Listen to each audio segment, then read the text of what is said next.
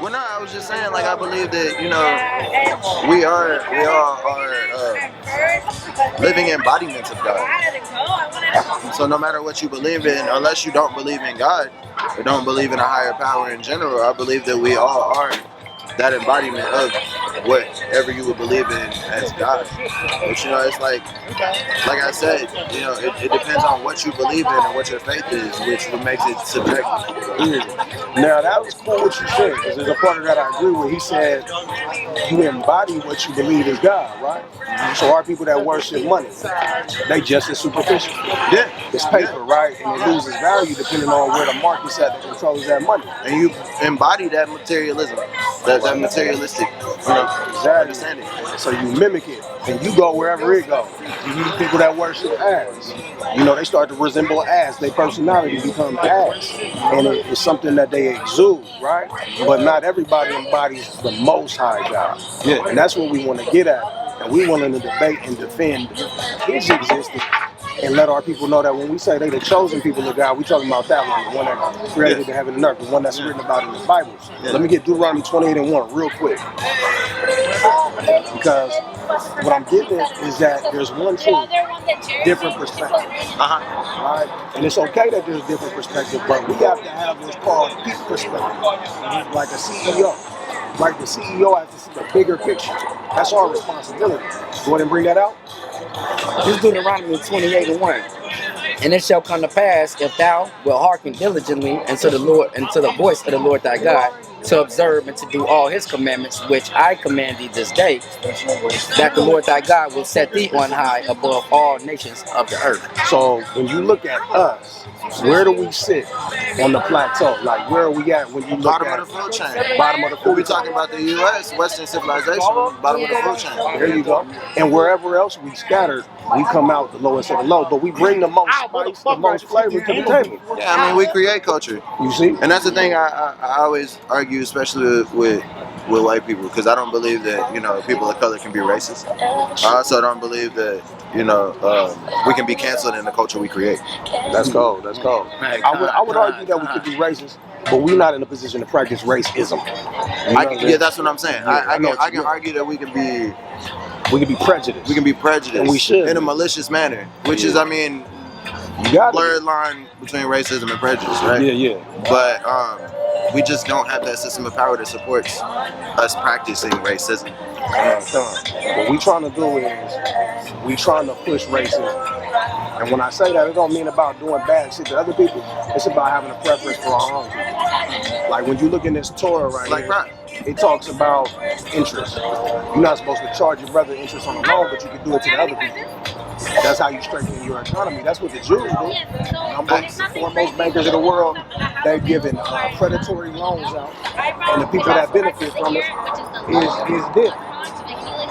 You look at the major record labels. All my Jews. You know what I'm saying? Exactly. They benefit off of us. So we want to learn how to benefit off of us killing each other. There you go. That's the whole point right there. But it starts with peak perspective. It starts with us realizing we share a common truth. That this world that we're dealing with was created by one God. He gave a set of instructions to a certain people, and that with those instructions, those certain people can rule the world. Like he just read, he'll set us on high above all the nations. But you and me, we have the testimony that we're at the bottom, which would tell us what? We must not be doing what? We must not be doing something right. We must not be doing something right. We must be breaking the laws of God. Now, if it's popular culture for me to fuck your girl and you to fuck mine, we brag about it. Maybe somebody want to spin the block about it, and it's just another day. And we just another life lost. Another song to be written, right? Another T-shirt to be pressed up, and then everything just continues as planned. So we got to break out of that. You know what I'm saying? We need you to be a part of that. And I'm all about that. You know what I'm saying? I'm all about that. I'm all about that. I make music too, but the music I make is mostly love music. I really don't even listen to rap like that, just because everything you hear nowadays is about killing each other. You know, shit is getting kind of ridiculous, but I just maybe a month or so ago, I lost my cousin. He got murdered in Garland. And then the night of his funeral, one of my homeboys got murdered out here. So my condolences. I appreciate it, Man. but that shit it's been heavy on my mind, bro. Yeah, man. And it makes me not want to listen to niggas like Dirt and it's niggas like, you know what I mean? Like certain shit I don't care to listen to because that shit. When you really got dead homies, like you really got dead homies. Yeah. Like you don't know how to deal with, you don't know how to cope with situations like that. Especially as a black man, like I don't have the fucking resources, bro, to get insurance. Like, you know what I mean? I don't have the resources to get therapy, and I love therapy, but it's something that we all need. Mm-hmm. You know what I mean? And we've all needed for a real long time. I come from a real hard place, bro. Where you from? I'm from Houston, Texas. H-Town.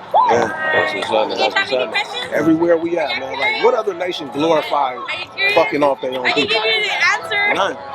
Like especially not the Jews. The white man might do it in cowboy movies and shit like that. He might do it when he talk about World War II. It's not comparable. It's not comparable. The systematic racism that's caused us to be the savages that they create.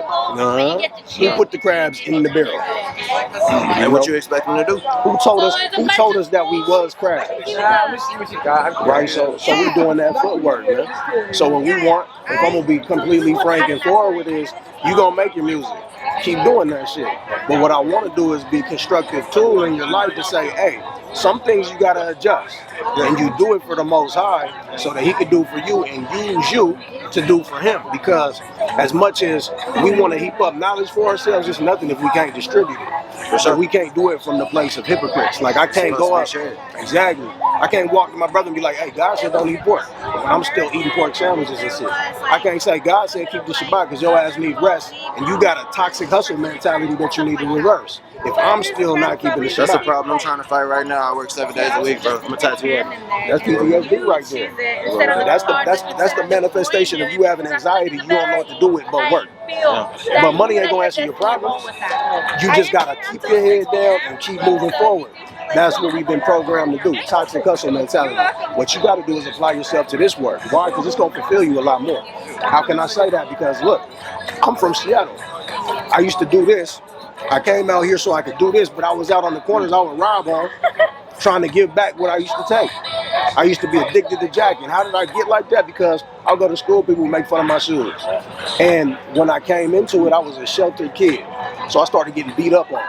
They make fun of you. If they can get away with making fun of you, they beat you up. So what I had to learn to do, be funny and fight. And that's a toxic thing I took with me. So I started robbing niggas for their shoes at school so they couldn't make fun of me no more. But that becomes an addiction. And the scriptures say that God don't give us the spirit of fear, what causes you to become addicted to shit like that. He gives you the spirit of power, the power to say, I don't gotta go with the crime. I can change the whole game now. Right? So I can sit and look at you and say, look, there's some shit you're going to have to switch up, and I can help you do it. Because I know how to navigate certain things, and whatever I don't know about your experience, somebody do. And I can acquaint you with it. Because you got a purpose. Your purpose is to first look up in the mirror and say, God gave me a certain set of instructions, follow them, so that we can change the way shit is. Let me get Lamentation 5 and 7 for him. Because look, we can play the game and say, hey, there ain't nothing I can do about it by myself. But what it took was millions of niggas just like us to think just like that has us where we at today. You know what I'm saying? Watch this. This is cold. You ever heard of bearing the sins of your father? Well, we got the proof of it. We can see it, but we can't explain why. At the church, the way they have us feeling is that God loves everybody, so why is this happening to me? And as black people, we always chunk it up to generational curses. Yeah, but we can't explain them though. They're like, it don't talk about generational curses in the Bible, so we go to other spiritualities. But the Bible does talk about generational curses. Watch this. I'm gonna show you the main one. That wind code. Yeah.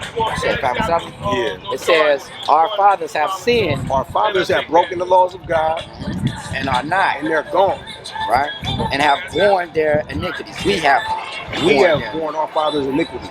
So our fathers decided to get into plantation politics. They decided to follow the white pastor. And now we're bearing their iniquity. Because we've been taught to hold hands with the people that would hold our hand and drag us around the corner and literally rape, rob, and murder us every chance they get. That's a small example. What if I told you the Bible talk about single parent households? What if I told you the Bible talk about slave ships as generational curses? He gonna show you. Watch this. And let me know when you out of time, huh? Let me know when you out of time. But this is the most important shit we can know. Why? Because not only do we know we have a purpose, but we know there's a belt being put to us for a reason, and that we can actually stop the belt. But it takes each one of us to stand up in great numbers and endure these things so the next generation don't have to. I'm gonna show you that as well. Watch this. It's Deuteronomy 28. So that the man that is tender among you and very delicate, his eyes shall be evil towards his brother. This show black on black crime. There you go. Look at 50, 60 years ago, brothers and sisters was very different towards each other, right? Look at the civil rights movement. We dealt with unity. Right, fast forward today, those same brothers that would have a delicate and tender approach to you, they now hate your fucking guts. You don't know why. You just know you worried about it, and you gotta be on your toes just in case a nigga would. Right? So you don't be a goddamn clothing line one day. Am I right? I'm not trying to be on the next t-shirt. I don't want nobody to airbrush my face on nothing. Right? I'm scared that people ain't gonna show up for my funeral. That's what we thinking when we 16 years old. I remember when I hit 18, I didn't think I was gonna be. I hit 18 and my anxiety skyrocketed because I said, I'm predicting that I'm not gonna make it to 18. After 18, I didn't know what to expect, and so I started trying to figure out how to die on my terms. That's called your life hanging in doubt. The Bible talks about that too. Show them you'll serve your enemies in hunger and in thirst and in nakedness. This is Deuteronomy 28, and then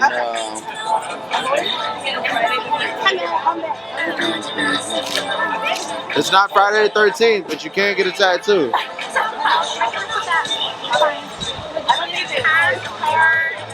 it's not outside. Matter of fact, go to 45, 28 and 45. Yeah, that's what I was. I'm gonna do 44 too, real quick. It says, "He shall lend to thee, and thou shalt not lend to him. He shall be the head, and thou shalt be the tail." Talking about the strangers that surround us. So people move in your neighborhood don't look like you. Like you got the Asians, they'll buy a store. The Arabs will buy a store. They'll sell you all this shit they don't want their children to have, right? He's getting up above you real high. You coming down lower and lower, right? And it seemed like how?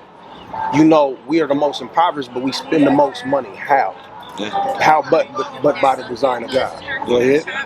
Moreover, all these curses shall come upon thee, and shall pursue thee, and overtake thee till thou be destroyed, because thou hearkenest not to the voice of the Lord thy God, to keep his commandments and his statutes, which I command thee. That's cold. He said the other nations is going to look down on you, but these curses are going to follow you and overtake you. Take LeBron James, for example.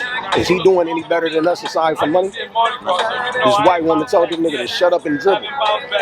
Right? They put him on the front of a magazine playing like he King Kong, holding a white woman in his arms, calling the nigga a monkey to his face. You know what I'm saying? He ain't no better than us because these curses come upon us, they overtake us, and they chase us everywhere we go. You move to a new neighborhood, Houston's still chasing you.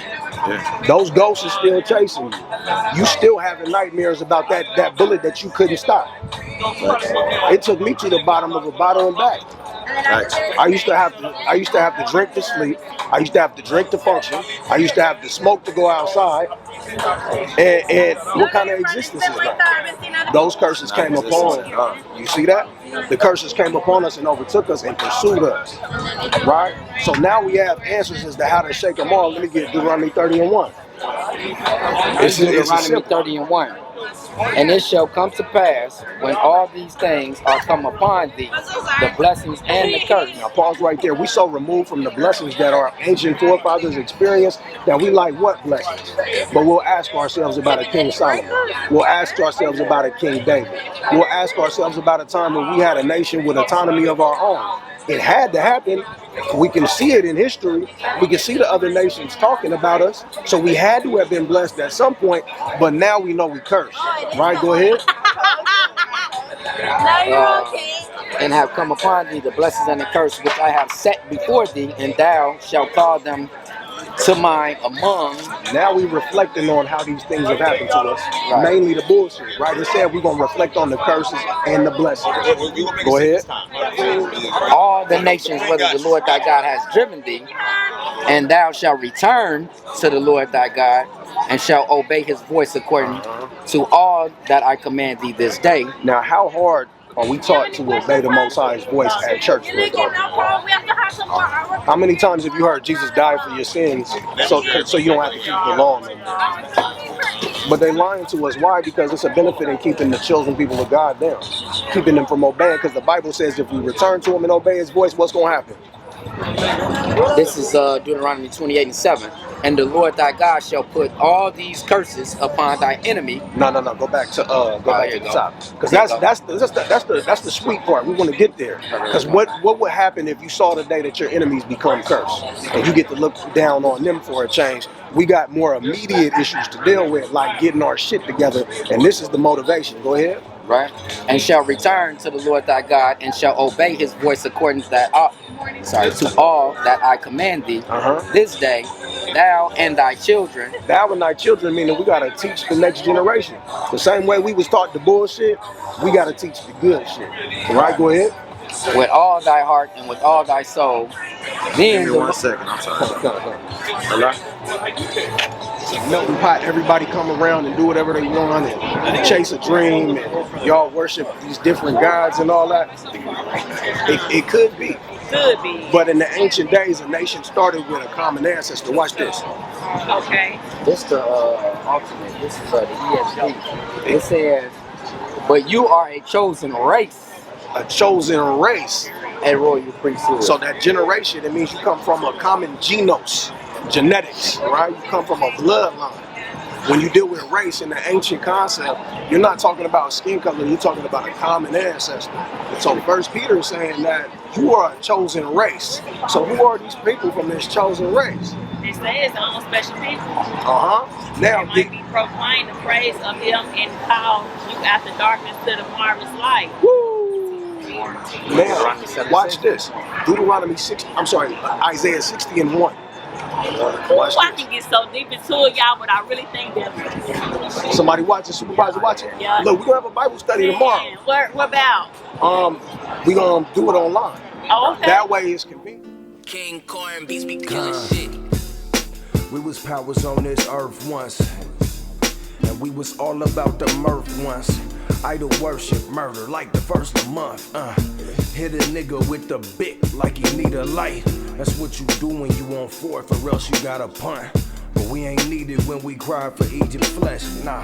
So it's Egypt that we got, and we hella mad. These crackers soaring off our shoulders like some hella pads. They see our sweat, but they don't feel us like we holograms. I'll be damned, another black man shot again.